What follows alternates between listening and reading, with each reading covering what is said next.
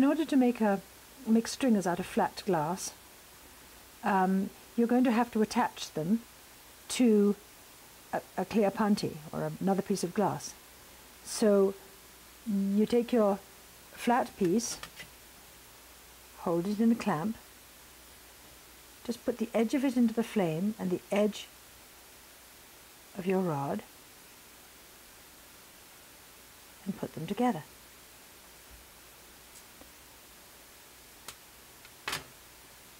Melting this flat piece of glass means going into the back flame and being quite careful with it, because it can shatter very easily. So you don't want to keep the glass still at all, and you want to try and angle your flame along it rather than hitting it straight at it too much. And play around with the edges of your glass. And don't forget the join. You don't want a fierce flame for this. And soon your glass will start to fold. You know, you can go straight into the glass once it's thoroughly heated. But while you're warming it up, you need to angle it slightly. So now we have a fold.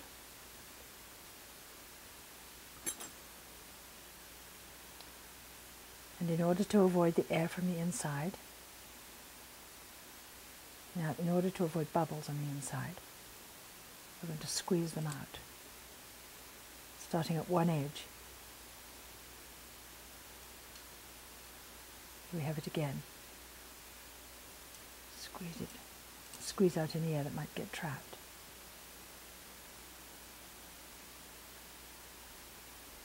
Now you're basically going to make your piece of white glass into a rod-shaped wadge. And carry on the way you would if you were making your stringer from rod. The difference being that you're inclined to get a larger piece of glass this way to work with, larger, fatter piece of glass.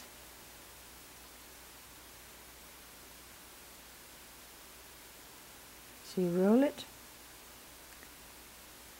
Remember that the glass at each end of your wadge, as I call it,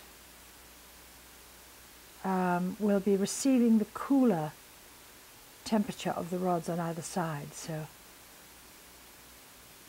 that's where you have to keep a little bit of extra heat.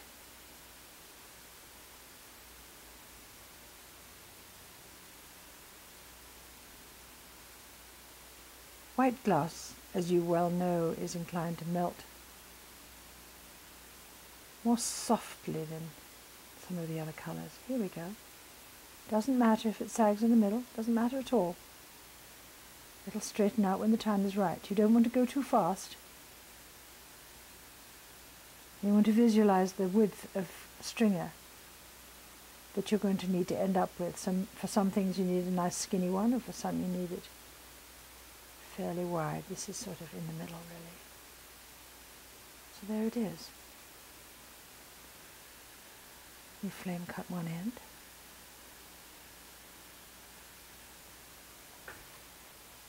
Flame cut and cut the other with your